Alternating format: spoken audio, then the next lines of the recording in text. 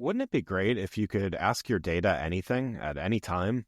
Like, how are sales this quarter? How's the new marketing campaign performing? What does the overall health of the company look like? And actually get answers right away with charts and graphics and actionable information. You can with Domo's AI and data products platform. Domo lets you channel AI and data quickly, securely, and innovatively to deliver measurable insights wherever and whenever you need them. Anyone on your team can use Domo to easily prepare, analyze, visualize, automate, and distribute data, all amplified by AI. Domo goes beyond productivity. It's designed to transform your processes, helping you make smarter and faster decisions and drive real growth. All powered by Domo's trust, flexibility, and years of expertise in data and AI innovation. The world's best companies rely on Domo to make smarter decisions. See how Domo can help transform yours. Learn more at ai.domo.com.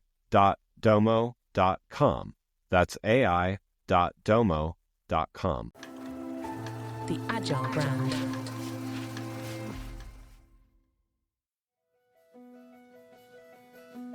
Welcome to Season 6 of the Agile brand, where we discuss marketing technology and customer experience trends, insights, and ideas with enterprise and technology platform leaders. We focus on the people, processes, data, and platforms that make brands successful, scalable, customer-focused, and sustainable. This is what makes an Agile brand. I'm your host, Greg Kihlstrom, advising Fortune 1000 brands on MarTech, marketing operations, and CX, best-selling author and speaker. The Agile Brand Podcast is brought to you by TechSystems, an industry leader in full-stack technology services, talent services, and real-world application. For more information, go to teksystems.com. Before we get started, I wanted to let you know that my latest book, Priority is Action: 7 Principles for Better Strategies, Decisions, and Outcomes, is now available. In it, I give ideas and insights for leaders and teams that need to make meaningful progress on their priorities. After all, our priorities are what we do, not what we say we'd like to do. You can find Priority is Action on Amazon or learn more on my website, gregkihlstrom.com. Now let's get on to the show. Today we're going to talk about customer research and how to do customer research in a nimble, agile way and still be incredibly effective, as well as how the practice of customer research is evolving in the age of AI. To help me discuss this topic, I'd like to welcome Todd Horvitz, Head of Insights, Business Computing and Software at HP, and formerly at Disney, Wells Fargo, Kantar, and others. Todd, welcome to the show. Honored to be here, Greg. Thank you. Yeah, looking forward to talking about this with you. Why don't we get started with you giving a little background on yourself as well as what you're currently doing at HP? Absolutely. So I've been in market research for about 20 years. I've been at Wells Fargo, Disney, and then for the last 10 years at HP, where I manage commercial insights, which basically means business to business. I grew up in Boston, so you'll hear my Boston accent come through, but I've been in California, all over California, actually, for about, since graduate school. Great. Well, so let's start off by talking about, what it means to be nimble with customer research. And so can you start by explaining, what that means in the context of, what nimble and agile mean in the context of customer research and, why this approach is becoming increasingly important for businesses? Absolutely. So to me, agility or nimbleness means responding, always monitoring and being able to respond quickly to changing conditions in the competitive landscape, in consumer attitudes, in anything. And of course, this is important not just for research departments, it's important for companies overall. To me, the ingredients, and you don't have to have all of these, but you should have most of these, for a nimble research team are, first of all, a cultural mindset that it's okay to fail in the name of speed. Go fast, fail, iterate, test and learn kind of mindset. And then another ingredient is certainly having the right tools. We'll talk, to measure changing consumer needs. We'll talk about that a little bit later. Processes to be able to ideate and develop new ideas quickly. And I've noticed in flatter org structures, especially within marketing, where oftentimes we're activating the most as researchers, a flatter org tends to give more autonomy to employees to be able to make their own decisions and therefore be more nimble and go faster. So there's a cultural component too. Yeah. So, given those ingredients, why is this so important now for businesses? Yeah, so the speed of innovation has been accelerating, and this has been going on since before the pandemic, although the pandemic brought things along even faster. If you want a proof point of this, look at global patents, which are up 375% since 1990. Well, Businesses, simply put, businesses that don't respond quickly will die. So what's changed in the last 30 years that has made everything go a lot faster? Most obviously, connectivity and all the devices we use to connect have enabled more access to information. It means you can find a factory or a business partner across the world that you didn't have access for. It would have to be sheer luck or 20 introductions to get you there 40 or 50 years ago. All of this has broadened the labor markets, which, of course, bigger talent pool. People can find the right people to be able to move their business along. And then there's been some other market developments, such as the sort of beginnings of open source collaboration, bringing together once siloed disciplines. Design processes and prototyping have gotten faster, and there's been more VC funding. So one example of this is you mentioned earlier, Greg, is AI. AI research actually has sped up. And one of the reasons is all of the things that we said, but particularly researchers and academics started working together. They started sharing information. They moved out of their vacuums. And by doing that, the models got smarter, the data sets got bigger, and there's been a huge increase in AI patents and scientific papers since the early 2000s. yeah, yeah. And so then, given all that context, some of it may be pretty straightforward, but what are the key benefits of adopting this approach? And given all the kind of factors that you've talked about, and I'm sure there's others as well. What are some of the key benefits that a business can achieve when doing having a more nimble approach to customer research? Sure. The first two are going to seem really obvious: speed and agility. We can ask questions now and get answers within hours. That's huge. If you think about it, if you're sitting in a quarterly business review, an executive asks, why are we losing share in Germany? Now, you probably have looked at a dozen things to analyze that already, from your sales, ad spend, promotions, product availability. You can tick off 20 other things. But as researchers, we have a secret weapon. We can actually track down recent buyers, people that bought, say, Lenovo, our competitive brand, and understand why, what drove them to buy, and why didn't they choose your brand. That is huge. Again, though, it has to be done in hours, not weeks, for the business to actually react and do something with it. Yeah. A lesser known advantage beyond speed and agility is keeping knowledge in-house. Generally, agile methods are run in-house, meaning we will do more of the survey or focus group or culling the data ourselves versus having external agencies run everything. Now, you may say, but isn't that less efficient? It is, but I would argue keeping the data in-house, and this is what keeps me up at night, is that my vendors know more about a topic, more about my category than I do. And Yeah. keeping that knowledge in-house, it's a competitive advantage. It's our secret sauce, as our old president used to say.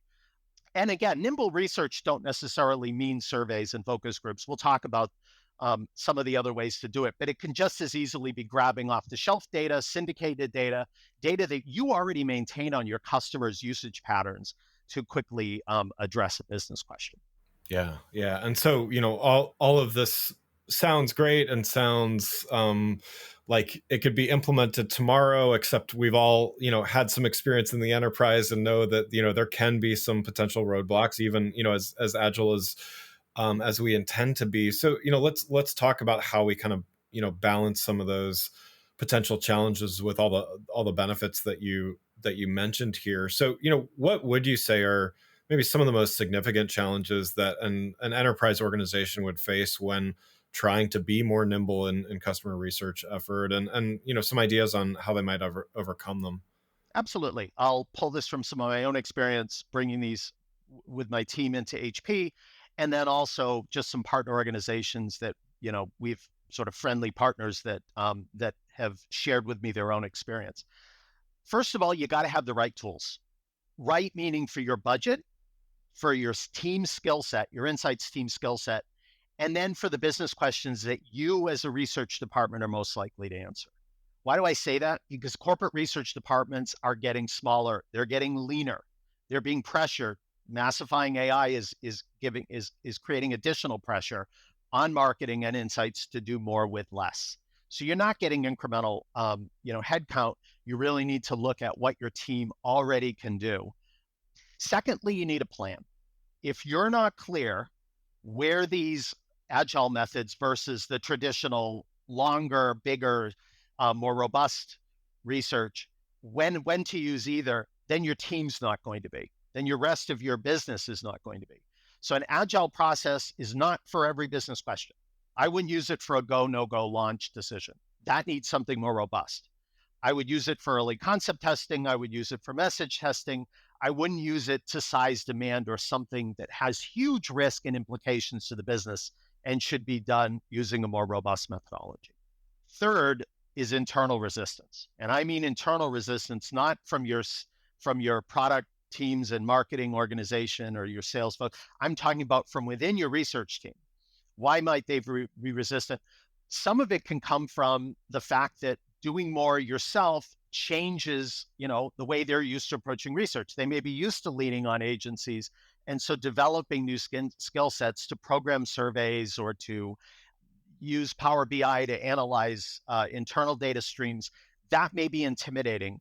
And you may need to offer the assurance and training to bring people up to the skill sets needed to use some of these tools. Yeah.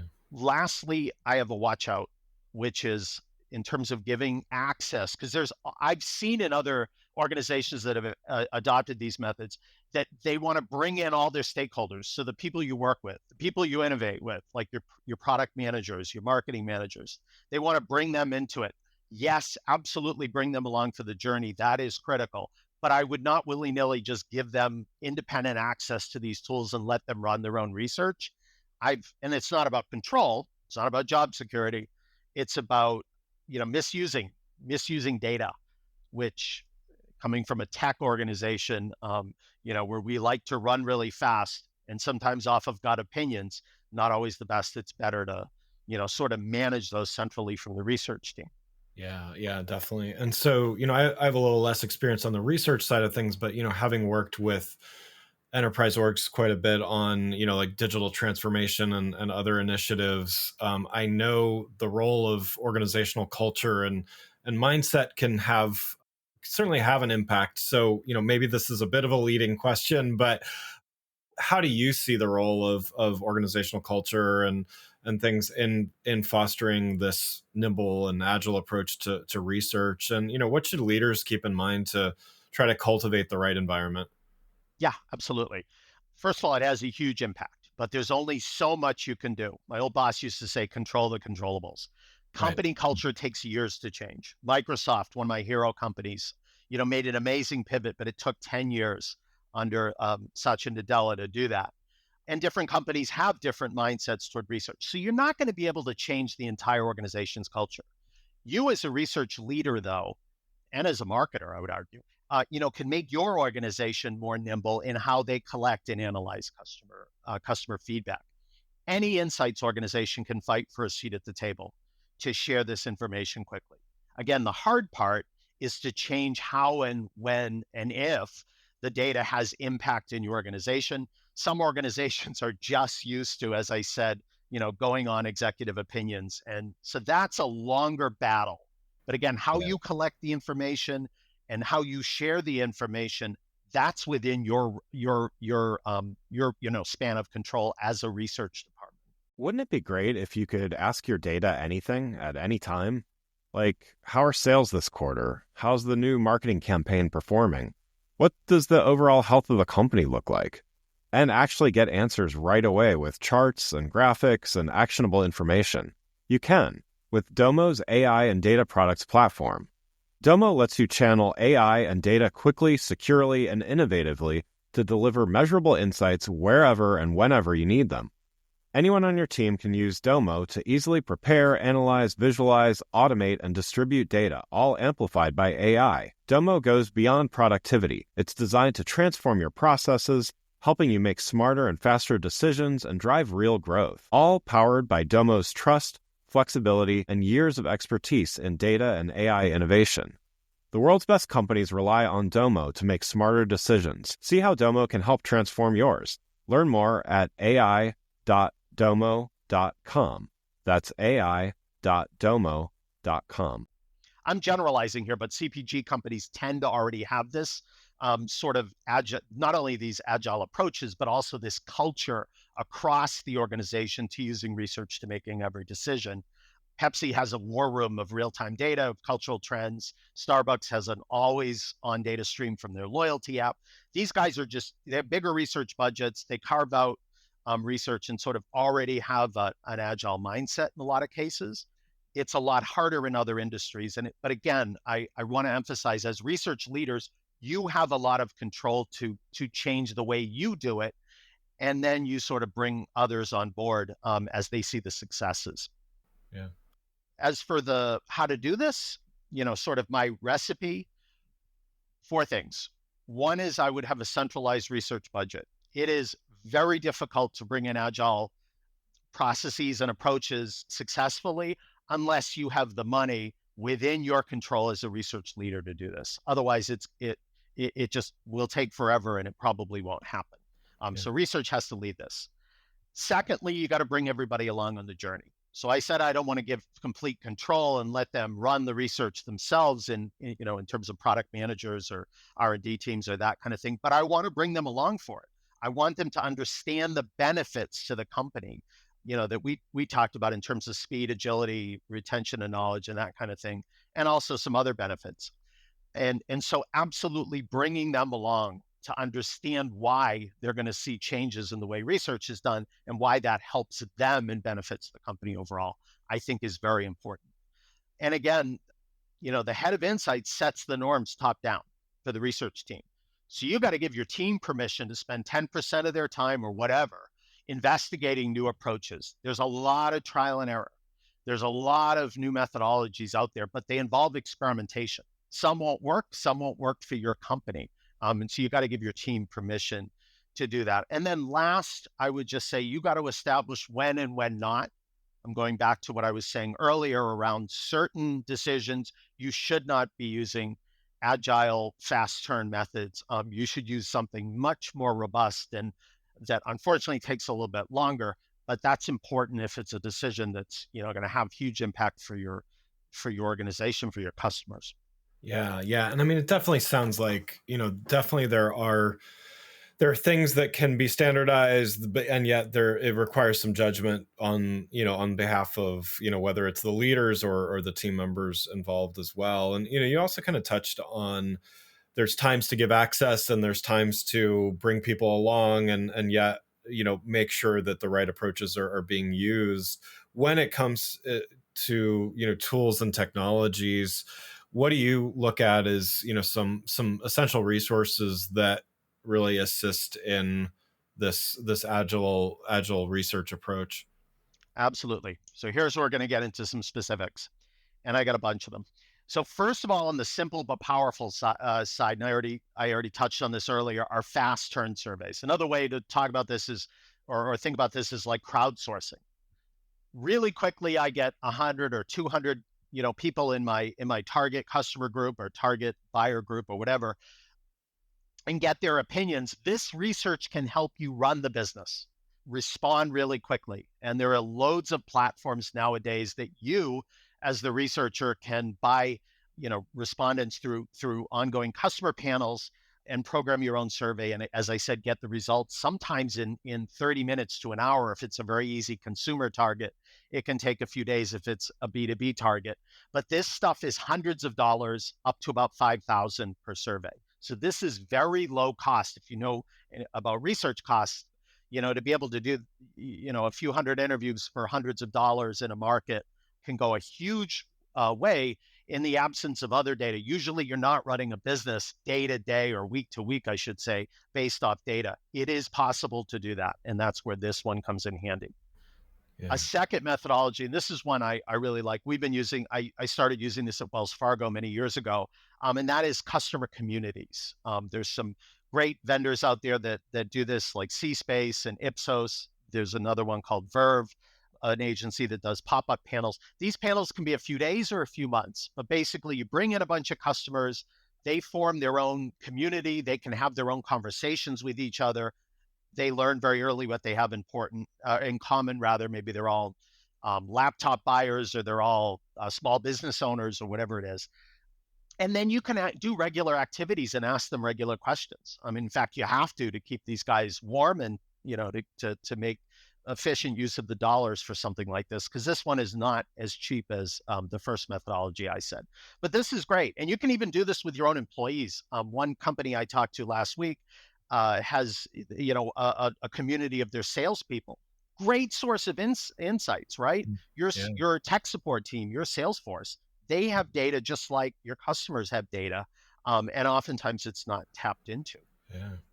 And then a couple of other ones, certainly co-creation is one. You can actually create products from early on and sort of develop prototypes out in working directly with your customers. So you and your customers and your PMs are in a focus group together, and you're sort of working together to brainstorm and iterate solutions. And that can be done we did this at HP with 20 new experiences we tested in 3 to 4 weeks. Wow. You can use a platform. Yeah, it's super fast. And you can kind of keep testing and learning. And many of those concepts, you're going to throw out because they don't have any legs. A few, though, you're going to develop further and then validate. Ipsos Hypothesis can help you do this. There's also DIY platforms like Discuss.io and usertesting.com can do this for a few $1,000s up to maybe $50,000 or $60,000 if it's you're using an outside agency to do it. But again, it can be done very, very fast, and it's a great way to develop products quickly.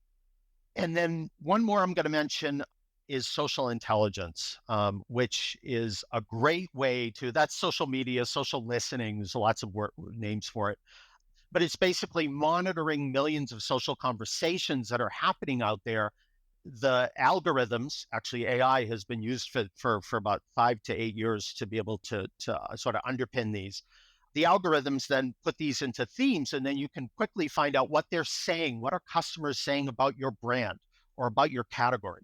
And this is a subscription-based, license-based, tool that you can buy from Sprinkler or Digimind or Brandwatch. There's about 20 different providers that have this. And then if you don't want to do it yourself using one of these tools, a vendor like Ipsos or Material have their own proprietary algorithms, and they can manage, it's an art and a science, and they can do that on your behalf. The reality is striking. While we can stream movies on demand and order anything to our doorstep within a click, healthcare interactions often feel needlessly complex. Healthcare marketers, this one's for you. In Shop, Stream, Heal, author Adeline Ashley shares actionable insights from industry leaders like Netflix, Amazon, and Delta, showing how healthcare can thoughtfully adapt their winning strategies. This isn't about technology for technology's sake. It's about making healthcare more accessible, intuitive, and human. Drawing from real-world successes and lessons learned, the book shows you how to create healthcare experiences that truly meet patient needs while preserving clinical excellence. Shop, Stream, Heal by Adeline Ashley features a foreword from Dave O'Flanagan, CEO of Sitecore. It's published by the Agile brand and now available in print and digital formats on Amazon. Go to shopstreamheal.com for more information. You touched some on involving customers in the research processes, so you're getting more timely and relevant insights. Could you maybe talk about that a little bit more about how to effectively involve those customers? Absolutely. So we talked about co-creation and communities, which are ways to get your customers, that are already passionate about your category, already involved in your category, to express their opinions and look at comms ideas and early products and things like that. But beyond that, one thing that I've seen that's been very successful is a customer advisory board, which we've used at HP to get feedback. So you bring in your friendly customers that have been loyal to you for a while, and you get feedback, early feedback on your roadmap, on a new channel strategy, on early design ideas, whatever it is.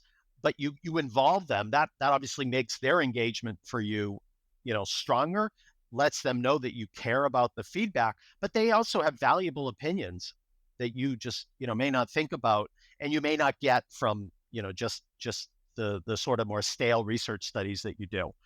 And then a fun one that I discovered, there's a company called Tongal, Tongal, and they maintain a panel of creatives. And think art school students, professional designers, that kind of thing.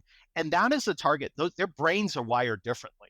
And so why not tap into that mindset to get ideas for a new campaign, even a product, a design?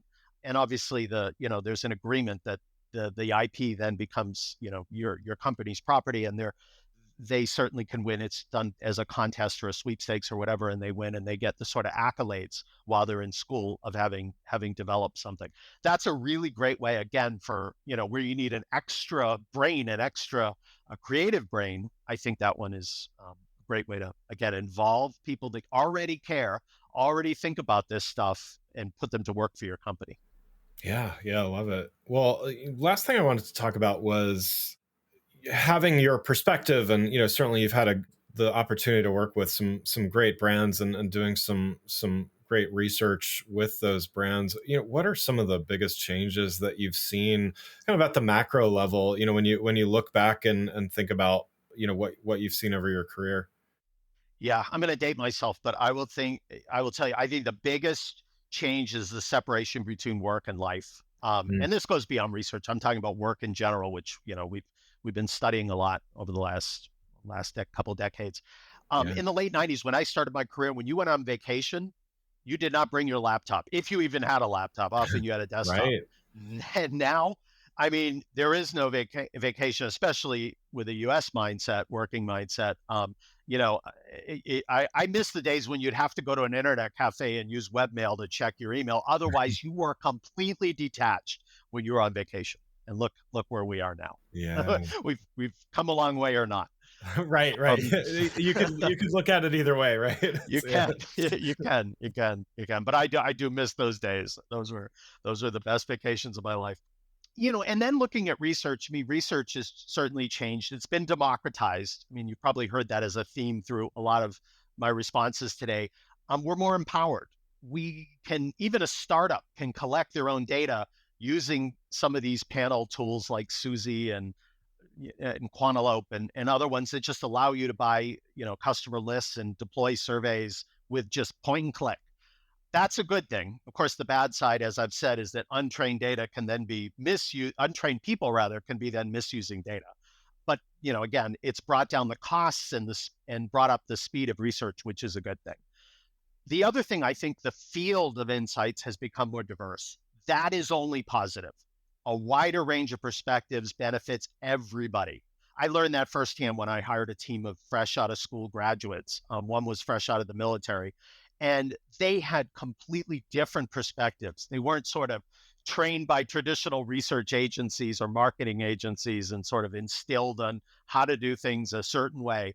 They were much more open to learn. And nowadays we can pull from a national talent pool, right? Not just force people Right. to live near an office. And all of that, I think, has been positive for the, types of points of views and the range of views that you have on your team. Yeah. So last question before we wrap up here. I feel like, I kind of have the running joke here of we touch on AI on every episode, no matter what the topic is. So let's go there.